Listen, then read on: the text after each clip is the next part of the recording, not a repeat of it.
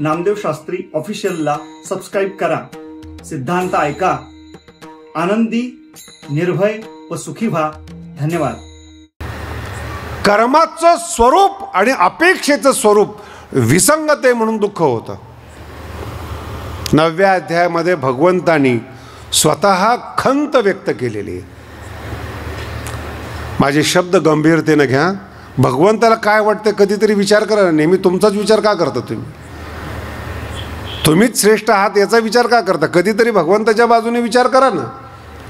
मग देवाच्या दर्शनाला येणारी लोक त्याच्याबद्दल देव काय म्हणतो हे तर ऐकून घ्यायला पाहिजे ना.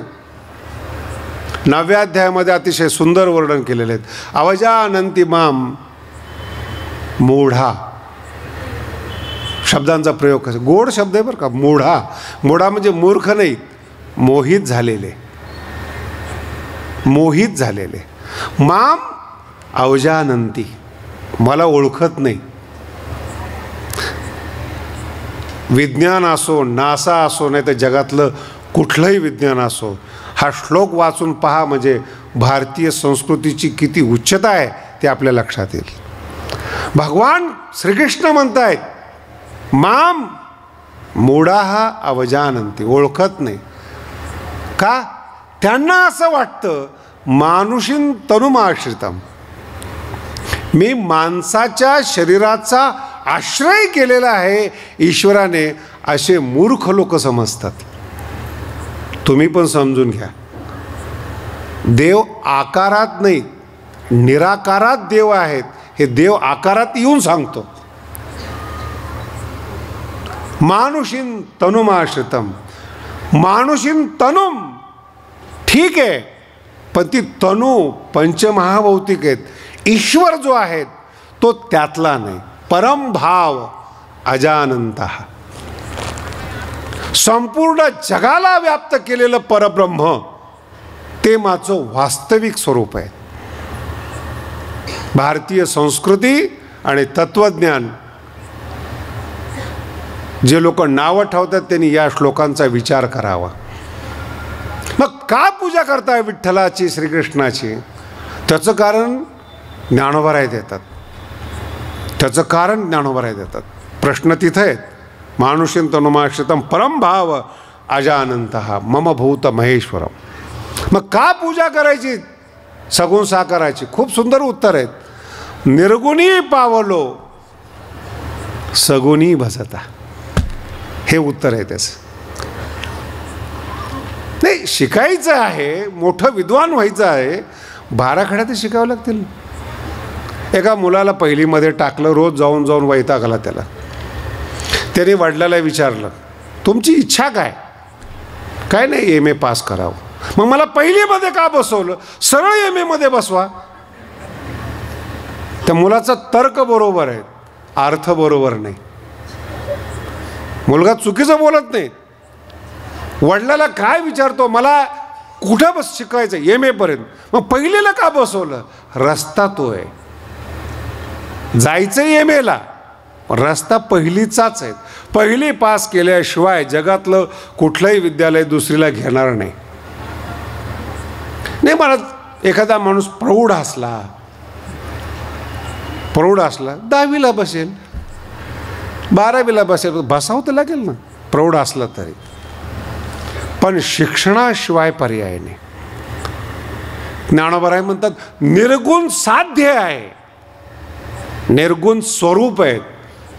निर्गुणात जायचंच आहे. निर्गुणच खऱ्या अर्थानं ईश्वर आहेत, परब्रह्म आहेत. पण जायचा मार्ग आहे सगुणी भजता. सुरुवात इथून करावी लागेल. प्रारंभ सगुणापासून करावे लागेल.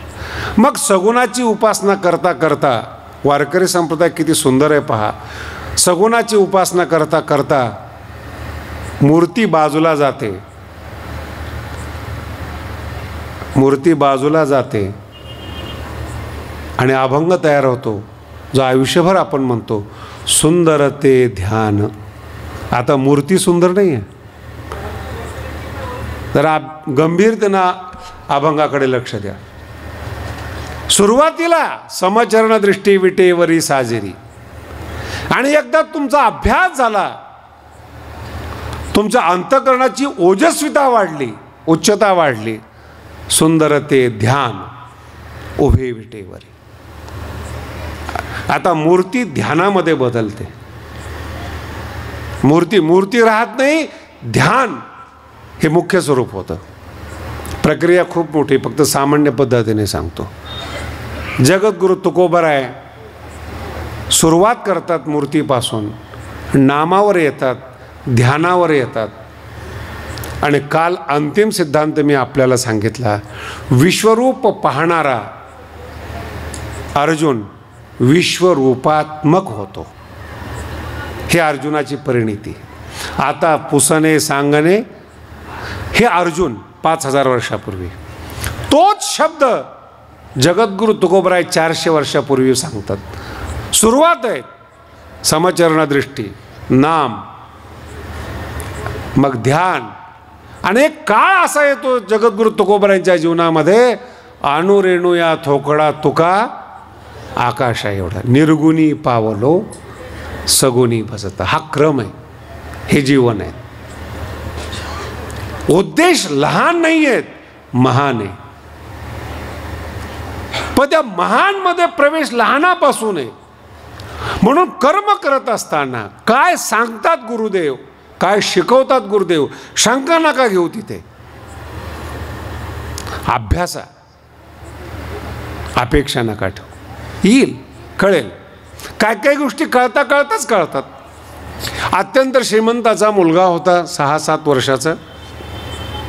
लग्नामध्ये गेला आणि लग्नामध्ये गेल्यानंतर त्याला खूप कौतुक वाटलं. 6-7 वर्ष वय, एकाच माणसाचं कौतुक होत आहे. त्याचे कपडे वेगळे, त्याला घोड्यावर बसवलं जातं, त्याच्या अवतीभोवती समाज आहेत, त्याच्या समोर नाचलं जातं. नंतर तो नाचणारे हा भाग सोडून द्या. पण तो 6 वर्षाचा जो मुलगा आहे ना, तो कौतुक पाहतो. सगळं त्याच्याकडेच, त्या पोराकडेच. वरात त्याच्या बरोबर, वाजंत्री त्याच्याबरोबर, तो बसलेला आहे त्याच्या पुढं सगळं. ते 6 वर्षाच्या पोराला फार कौतुक वाटलं आणि त्याने बापापुढं हट्ट घेतला, मला लग्न करायचं. तुम्ही जसं हसता ना, तसंच संत तुमच्यावर हसत असतात. त्याचं लग्न होणार नाही असं नाही, तो श्रीमंताचा आहे. त्याने हट्टच, मला लग्नच करायचंय. कारण की हा सगळा सोहळा तो पाहतो, मग त्याच्या मनात भावना निर्माण होते. पण तो अजून परिपक्व नाही आहे, त्याचं वय आणि काळ आलेला नाही. हट्ट घेतला त्यांनी, बापाला सुद्धा मुलाचं लग्नच करायचंय. त्याच्यासाठी त्यांनी पैसा साठवलेला आहे, तयारी केलेली आहे, मानसिक तयारी केलेली, घरात सोने सगळं बरोबर आहे. पण 6 वर्षाच्या मुलाची अपेक्षा बाप पूर्ण करू शकत नाही. आणि अपेक्षा पूर्ण होत नाही म्हणून तो रडतो. रडण्याला सुद्धा बाप काही करू शकत नाही. तसं तुमचं आमचं जीवन आहे. नाही त्या अपेक्षा करतो. देवाच्या जवळ असलो तरी देव आपलं रडणं बंद करू शकत नाही. जग तुमच्यासाठी आहे, सृष्टी तुमच्यासाठी आहे. सृष्टीतला प्रत्येक पदार्थ तुमच्यासाठी तयार केलेला आहे ईश्वराने. परिपक्व व्हा, मोठे व्हा. कच्चेपणामध्ये काही मागू नका. त्याचं उत्तर देता येत नाही. देणं तर लांबचा विषय आहे, उत्तर पण देता येत नाही. काय उत्तर देणार बाप? तो म्हणतो मला लग्न करायचं. करू शकतो बाप लग्न 6व्या वर्षी? बरं समजा करायचं ठरवलं, मूर्खात कोण निघेल? बोला ना, बाप ना. मग मूर्खाची इच्छा जर देव पूर्ण करायला गेला तर मूर्खात कोण निघेल? कल्पना करा ना. रडलेला परवडला पण मूर्खात निघायला नको. तसं अज्ञानी लोक रडतात, अधिकार नसताना अपेक्षा करतात. वाक्य व्यवस्थित लक्षात ठेवा. नाही असं नाही, अधिकार कमवा, सगळं तुमचंच आहे. अवघी आनंदाची सृष्टी झाली, तुकोबारायांचा शब्द आहे. अवघी आनंदाची सृष्टी झाली. भक्ताच्या बाबतीमध्ये एक ओवी अतिशय सुंदर आहे. माझा भक्त, किती प्रेम आहे भक्तावर देवाचं. तो सुखी आहेत असं भगवंत सांगत नाहीत. अधिकार प्राप्त झालेला जो भक्त आहे ना, तो जिकडे पाहिल ते सगळं सुखाचं होतं, इतकं मी माझ्या भक्तावर प्रेम करतो. भगवंत 10व्या अध्यायामध्ये म्हणतात, तो जेऊ ते पाहे तेऊ ते सुखाची सृष्टी होय. सुखाची अधिकार आहे म्हणून इतकं प्रेम आहे भक्तावर. अधिकार कमवा, सगळं मागा, सगळं देव देतो. इथेच दुसरी पण ओवी, तो जो जो खेळ दावी तो तो सोन्याचा करून ठेवी. माझ्या भक्ताने जी जी अपेक्षा केली ना, सगळ्या मी पूर्ण करतो. अपेक्षा शब्द वापरतोय भक्तांनी. भक्ताला विचार तुझी काय अपेक्षा आहे. भक्त म्हणतो अपेक्षा नाही म्हणून तो देव पूर्ण करतोय. देवाची सुद्धा अपेक्षा नाही.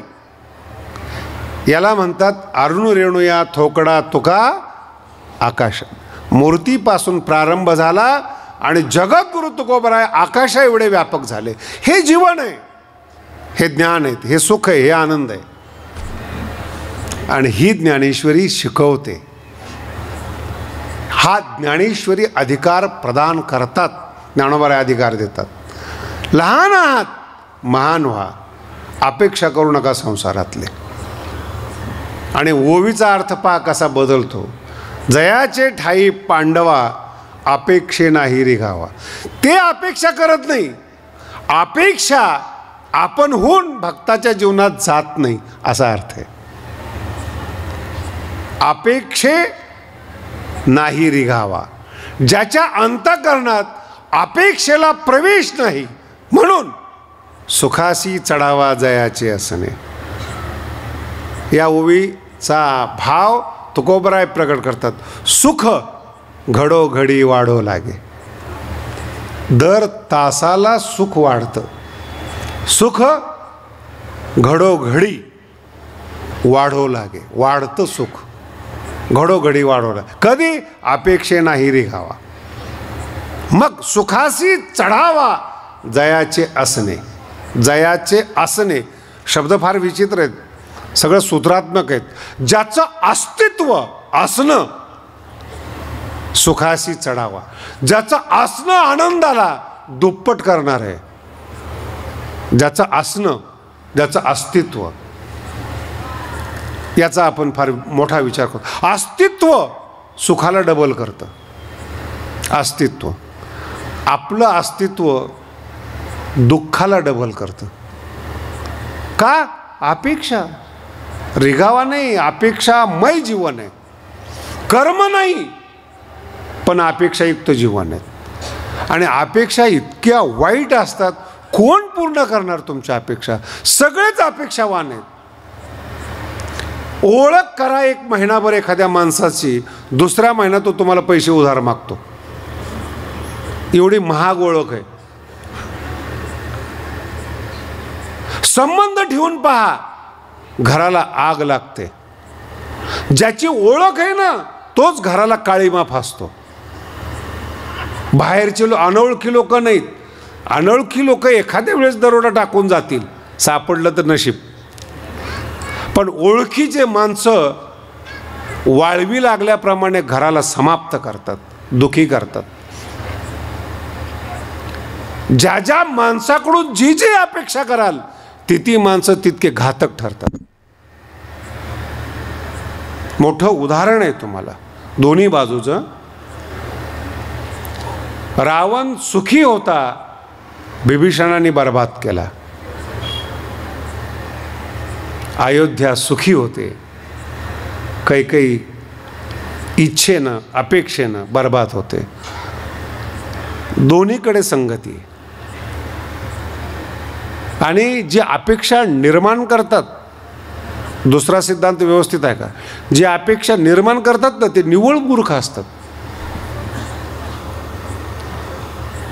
कैकेयीच्या मनामध्ये जी अपेक्षा निर्माण केली, मुलाला राज्य मिळावं, ही तिच्या तरी मनात होती का याचा पहिला विचार करा. रामायणाला सिद्धांताच्या रूपाने समजण्याचा प्रयत्न करा. पहिल्यांदा जेव्हा निरोप येतो की उद्या राम राजा होणार आहे, आणि निरोप सांगणारी मंथरा आहे, मोत्याची माळ काढून दिली जाते. भरतापेक्षा कैकेयीचा रामावर जीव अधिक असतो. आणि मोत्याची माळ मंथराला मिळते. मंथराचं वर्णन फार वेगळ्या वेगळ्या पद्धतीने, कुबडी बरं का, ती विधवा आहे, कुबडी आहे, असुंदर आहे. मला अजूनसुद्धा काही काही गोष्टी कळत नाहीत. जगातले जेवढे सुंदर माणसं आहेत, ही न सुंदर नसणारी माणसं जवळ का ठेवतात हेच कळत नाही. कैकेयीचं सौंदर्याचं वर्णन नामदेव महाराज करतात. राजघराण्यातले असून तिन्ही पत्नीमध्ये सगळ्यात देखणी कैकेयी, आणि देखण्या कैकेयीने केलेला प्रताप म्हणजे रामायण समजून घेण्याचा प्रयत्न करा. तिच्या मनात अपेक्षा नाही म्हणून ती माळ काढते मोत्याची. आणि या जगावर मलाही अजून माहीत नाही बरं का, त्यागाचा फार प्रभाव पडतो. त्याग आहे ना, फार प्रभाव पडतो. मोत्याची माळ काढून दिली, मंथरा माळ तिच्या अंगावर फेकते आणि कैकेयी विचार करते, मोत्याची माळ परत केली, काहीतरी विशेष असलं पाहिजे. का गं काय झालं तुला, तुला इनाम दिलं, बक्षीस दिलं, खुश व्हायला पाहिजेत. ते म्हणे माझ्याकरता मी मरत नाही म्हणे, तुझ्या हितासाठी मी जळते. कैकेयीचं हित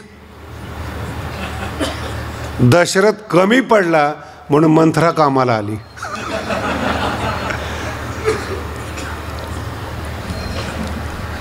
आशय समजून घ्या, प्लेन आहे. कैकेयीच्या मनात काहीही नाही, हा महत्वाचा विषय. आणि मग त्यागाचा प्रभाव पडल्यानंतर ती विचार काय झालं, काय झालं म्हणजे सांगतो, तुला कळतं का?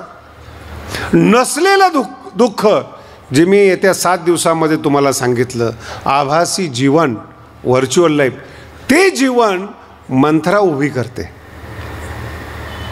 उद्या राम राजा होणार, मुख्य महाराणी कौशल्या होणार, आणि तुला भांडे घासायला लावणार. इतके लहान विचार, त्याची संगती माझ्या हे कल्पनेच्या बाहेर आहे.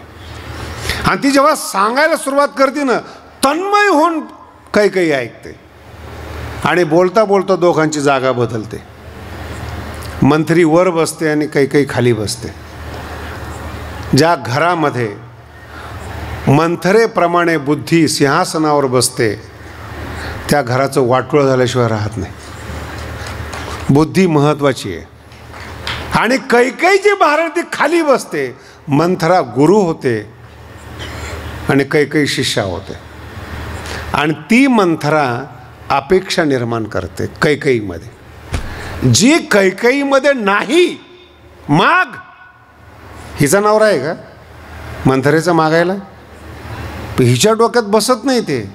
बरं, आता पुढचा प्रश्न, कौशल्या महाराणी झाली काय आणि कैकेयी झाली काय? मंथरेत काय बदल होणार आहे? कुबड जाणार आहे तिचं, देखणी होणार, काय काय बदल होणार आहे? कुठलं? हे जे काडी लावणारे लोक आहेत ना, यांच्याबद्दल तुम्ही विचार करा. हे मंथरेचे भाऊच आहेत. काय मिळतं दुसऱ्याला दुःखी करून? का अपेक्षा जागवतात लोकांच्या मनामध्ये? नसलेले विचार आणून टाकतात. म्हणून एकांत पाहिजे. बुद्धिमान माणसं, हुशार माणसं संगत करताना 10 वेळा विचार करतात. याचं मूळ कारण सगळं घरामध्ये आहेत. रामासारखा मुलगा आहेत, दशरथासारखा पती आहेत. अपेक्षा निर्माण झाली, वैधव्य जीवनामध्ये येतं. मला कैकेयीपेक्षा ना दशरथाचं फार वाईट वाटतं. एवढा मोठा राजा, ते क्रम फार विचित्र आहे बरं का. रामाला वनवास आणि भरताला राज्य, असा क्रम आहे तो. रामाला वनवास अगोदर, नंतर भरताला राज्य. आणि त्या कोप भवनामध्ये जेव्हा दोघांचा संवाद होतो दशरथाचा, दोघेच असतात. रामायणामध्ये सुंदर वर्णन, अनेक प्रकारची याचना करतो दशरथ. समजते का माझं बोलणं? जया अंगी मोठेपण, तया यातना कठीण. दुःख नाही, मोठ्या माणसाला दुःख नसतं हे पहिल्यांदा लक्षात ठेवा. त्यांना यातना असतात, ज्याला आपण नाईलाज म्हणतो छोट्या भाषेमध्ये. सगळं कळतं पण काहीच करता येत नाही, तर या यातना कठीण. यातना अतिशय गोड शब्द आहे हा, यातना. कल्पना करा, दशरथ राजा आहेत, अधिपती आहेत, आणि तो कैकेयीची याचना करतोय, कमीत कमी वर बदल म्हणजे मागे पुढे कर. मी भरताला राज्य देतो पण रामाला वनवास मागू नको. हेतू काय? भरत राजा व्हावा. ठीक आहे ना, तो सुद्धा माझा मुलगा, मी देतो त्याला राज्य. पण रामाला का वनवासात पाठवते? त्याचा काय दोष आहे? कधी कधी लोक म्हणतात आमच्या वाट्याला का आलं. तुमचं सोडा हो, रामाचं तर विचार करा. तुमच्या वाट्याला का आलं म्हणून या जगामध्ये आपण दुःख भोगतो. रामाचा कधी कधी विचार करा, काय असेल हे, कशा करता. सगळे सद्गुण अंगामध्ये रामाच्या, पूर्ण अवतार रामचंद्र प्रभू, काय वाट्याला आलं. आणि मला प्रसंग दशरथाचा सांगायचा आहे तुम्हाला. दशरथ सांगतोय, मध्यरात्रीच्या वेळेस सगळं अयोध्या आनंदाने झोपलेली आहेत आणि हे दोघे एकमेकाची प्रार्थना करतायत, अधिकारवाणीनं बोलतात. एका शब्दाचं तर इतकं वाईट वाटतं. दशरथ म्हणतो, हे पा, तू कसंच ऐकत नाही ना, जर राम वनवासाला गेला तर माझा प्राण जाईल. एका स्त्रीला आपला नवरा मरावा याच्यापेक्षा मोठं काही दुःख आहे का जगामध्ये? बोला ना. नवरा मराव जी मागणी आहे, जो अट्टहास आहे, इतका अट्टहास की तो स्वतः सांगतो की मी जगू शकत नाही रामाशिवाय. राज्य देतो पण रामाला वनवासात पाठवू नको. हसत हसत कैकेयी म्हणते, नाहीतरी या जगात अमर कोण आहे? कसं वाटत असेल दशरथाला? नाहीतरी या जगामध्ये अमर कोण आहेत? याचा अर्थ मेलं तरी चालेल पण माझा हट्ट पुरवा अशा संसारामध्ये आपण वावरतो. सुखाची अपेक्षा करणं मूर्खपणा आहे. काय अपेक्षा करतो आपण? रामाच्या बापाची जर ही अवस्था, हरामखोराच्या बापाचं काय होत असेल देव जाणे. सामान्य माणसाने कुठं दक्षता घ्यायची? या घटनेचा क्रम लक्षात घ्या. कैकेयीच्या मनात अपेक्षा नाही. कैकेयीच्या मनात अपेक्षा नाही. अपेक्षा जागे केली जाते. ती व्यक्ती आपल्या जवळ म्हणजे मंथरा. अपेक्षा जागे केली जाते. आणि दुसरा जो टप्पा रामायणातलाच मी तुम्हाला सांगितला, तो टप्पा म्हणजे बिभीषणाचा. राजा व्हावं ही बिभीषणाची अपेक्षा. सख्या भावाला मारण्यासाठी रामचंद्र प्रभूच्या जवळ येऊन लंकेतले सगळे राज्य सांगतो, सगळे रहस्य सांगतो. कोण आहे, काय, कसं मारलं पाहिजे, काय अधिकार पाहिजेत. म्हणून हिंदीमध्ये म्हणच आहेत, घर का भेदी नाही भाऊ. सख्खा भाऊ राजा झालेला आयुष्यभर जवळ राहून जर आपल्याला कळत नाही त्याच्या अपेक्षा काय आहेत. पुन्हा शब्द लक्षात ठेवा, त्याच्या अपेक्षा काय आहेत. त्याच्या अपेक्षा पूर्तीसाठी तो आपल्याला मारतो, समाप्त करतो, वरून हसतो. विचित्र संसार आहे. म्हणून पहिल्यांदा कर्तव्य कर्म करा. पुन्हा आवृत्ती देतोय आपल्या सिद्धांत. कर्तव्य कर्म करा, कठोर कर्म करा. कोणाकडूनही अपेक्षा करू नका, देवाकडून सुद्धा नाही. कर्म करताय ना, आपोआप फळ मिळणार. कर्म आहे ते, फळ दिल्याशिवाय चुकत नाही. ते काहीही करा, फळ दिल्याशिवाय कर्म चुकत नाही, हा सिद्धांत आहे. मग अपेक्षा कशाला करता? चांगलं कर्म करा. फळ भोगावया धरणे बैसे, असं कर्म आहे, सोडत नाही तुम्हाला ते. मग चांगलं कर्म करा, अपेक्षा करू नका. त्या कर्माचं साईज, कर्माचा अधिकार, कर्माची योग्यता तुम्हाला माहीत नाही, म्हणून त्रास होतो. आणि हे जरुरी नाही की तुम्ही योग्य कर्म कराल. नामदेव शास्त्री ऑफिशियलला सबस्क्राईब करा. सिद्धांत ऐका. आनंदी, निर्भय व सुखी व्हा. धन्यवाद.